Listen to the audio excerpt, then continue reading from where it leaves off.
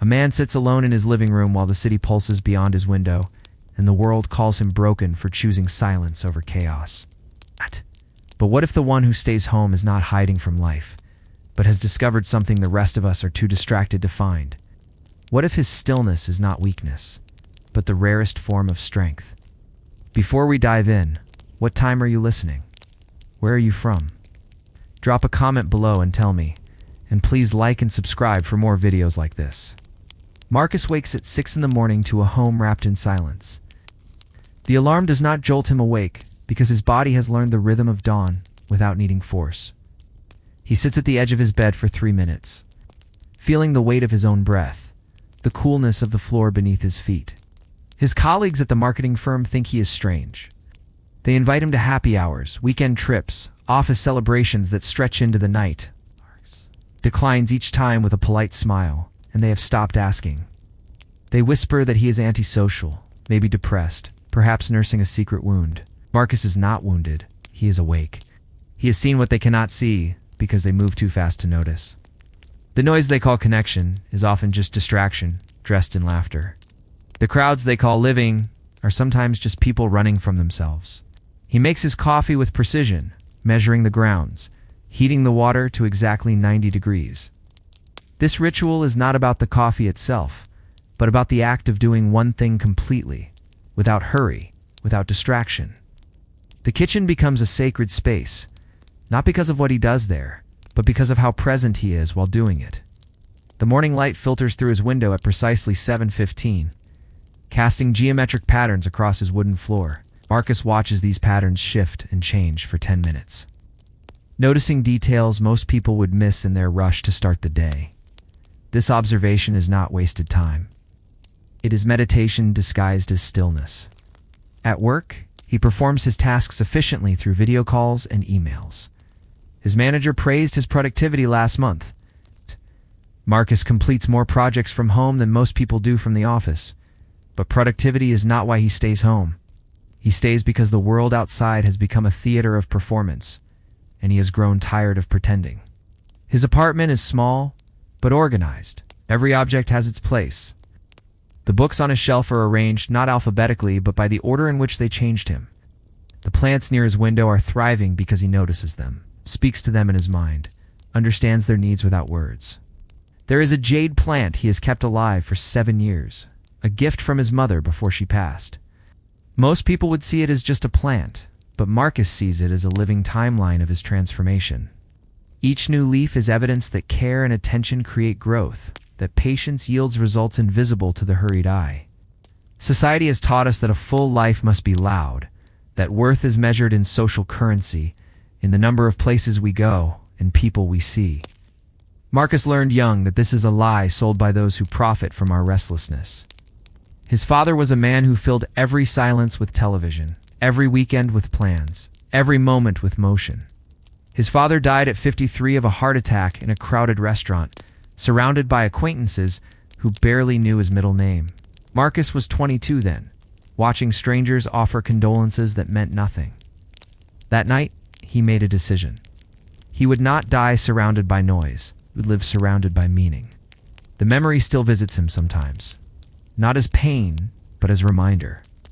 He remembers his father's calendar, always full, every hour scheduled with something that seemed urgent. Now Marcus understands that his father was not living a full life. He was filling life to avoid feeling its emptiness. The afternoons are his favorite.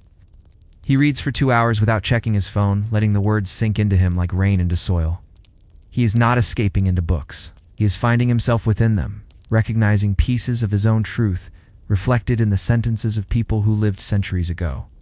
Today, he is reading about Stoic philosophy, about men who found freedom not through acquiring more, but through needing less. The words resonate in his chest like a bell confirming what he already knows. Contentment is not found in the world's approval. It is found in self-approval, in the quiet dignity of living according to your own values. Sometimes he paints. It's not for anyone else, but for the feeling of color moving across canvas, the satisfaction of creation without audience or judgment. In these moments, he is most alive. Not because he is making something valuable, but because he is fully present in the act of making. His latest painting is abstract, blues and grays, swirling into something that looks like either a storm or the ocean. He does not know which, and he does not need to know. The painting exists as evidence of time spent in flow.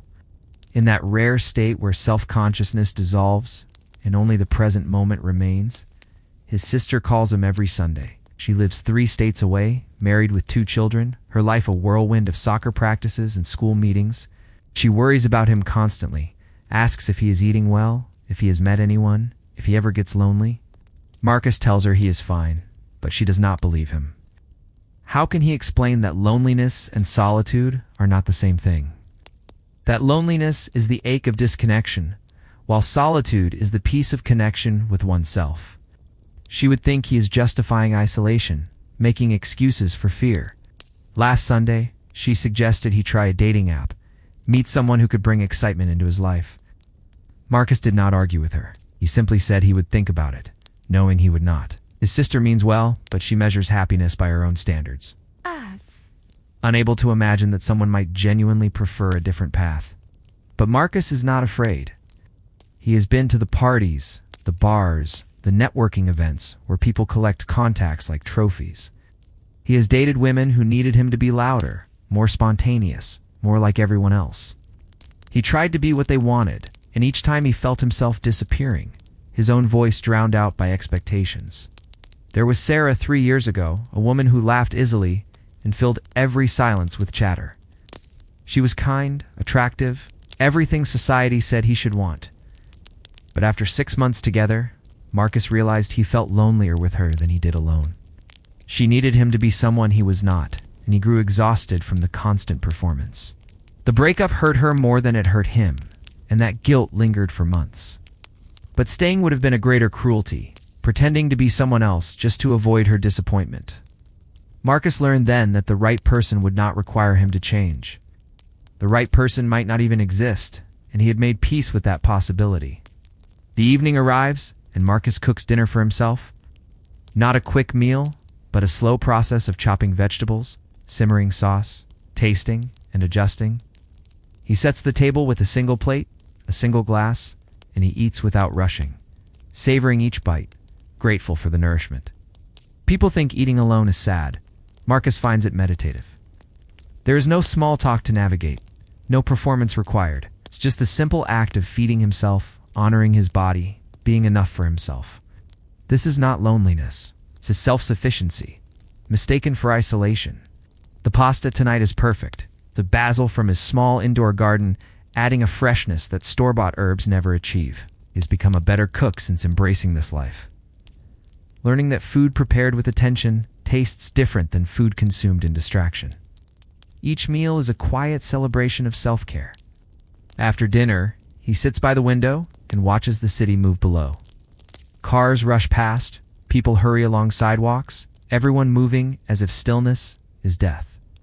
Marcus understands their urgency once felt it himself, but he also knows that constant motion is often just fear of stopping. Terror of the silence that might reveal how empty the noise has made us. He watches a young couple arguing on the street corner, their gestures animated, faces tight with frustration. They are together but completely alone, unable to hear each other over their own need to be heard. Marcus feels a pang of recognition. Used to be like them, seeking connection, while simultaneously pushing it away through distraction and defensiveness. His therapist once asked him if staying home was avoidance. Marcus considered the question carefully before answering. He explained that avoiding the world would mean he is running from something. But he is not running.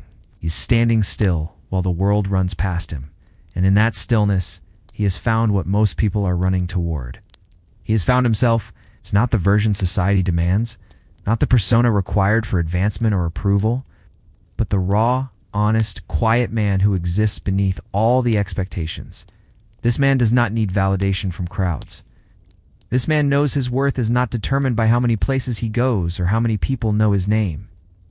The therapy sessions ended 6 months ago, not because Marcus was cured, but because he realized he was not sick. His therapist agreed. In their final session, she told him something he still remembers. She said that in a world addicted to stimulation, choosing stillness looks like pathology. But sometimes the pathology is in the culture, not the individual. The night deepens, and Marcus begins his final ritual. He writes in his journal not about events, but about observations, feelings, the small truths he noticed during the day. The way morning light hit his kitchen counter, the pattern of his own thoughts during meditation. It's a feeling of being exactly where he wants to be. Tonight he writes about perception, about how people confuse visibility with value. The world tells us we must be seen to matter, that an unwitnessed life is a wasted life. But Marcus knows the opposite is true. The most profound experiences often happen in privacy, in the moments no camera captures, no audience applauds. His old college friends post photos on social media from exotic locations, crowded concerts, elaborate gatherings. They look happy in the pictures, and maybe they are. But Marcus wonders how many of them are truly content when the cameras turn off. When they are alone with themselves in the quiet hours before sleep, he does not judge them for their choices. But he also does not envy them. He has learned that happiness is not found in the number of experiences collected, but in the depth of presence within each moment. A man can travel the world and never truly arrive anywhere, or he can stay in one room and journey to the center of himself. One friend from college, David, messages him occasionally with updates about his life. David works in finance, travels constantly, dates frequently, lives the life magazines celebrate. Yet his messages often carry an undertone of exhaustion, a weariness hidden beneath boasts about another promotion, another destination, another conquest. Marcus is not antisocial.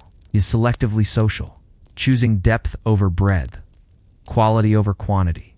His 3 friends he trusts completely, people he can talk to without pretense, without performance. They understand him because they do not try to change him. They respect his boundaries because they have their own.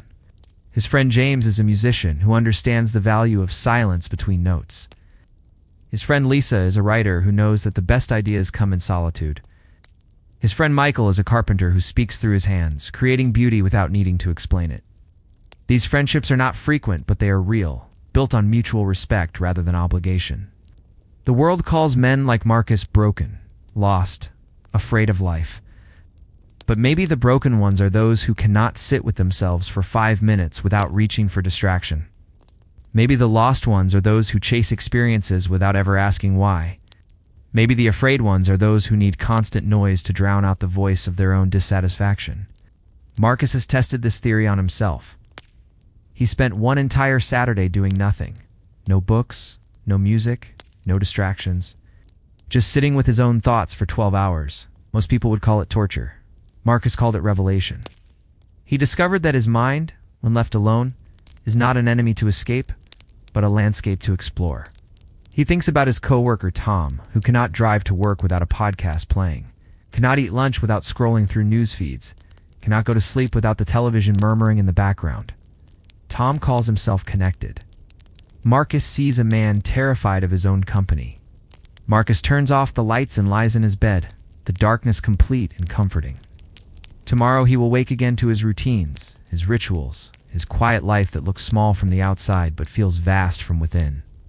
He will continue to resist a culture that profits from his restlessness, that sells him solutions to problems he does not have. He will stay home, not because he is hiding, but because he has found something most people spend their entire lives searching for. He has found peace in his own company, power in his own choices, freedom in the simple act of being himself without apology or explanation. The man who stays home is not retreating from the world. He is creating a world worth living in, one quiet moment at a time, and maybe that is not isolation at all. Maybe that is the truest form of connection, the kind that starts within and radiates outward, needing nothing, completing everything. In the darkness, Marcus smiles. Tomorrow, the world will continue misunderstanding him, and he will continue not needing its understanding. That is his victory. That is his peace. That is the psychology of a man who loves staying home, and in loving his solitude, has discovered the rarest form of freedom. So if you like this video, please like and subscribe for more videos like this.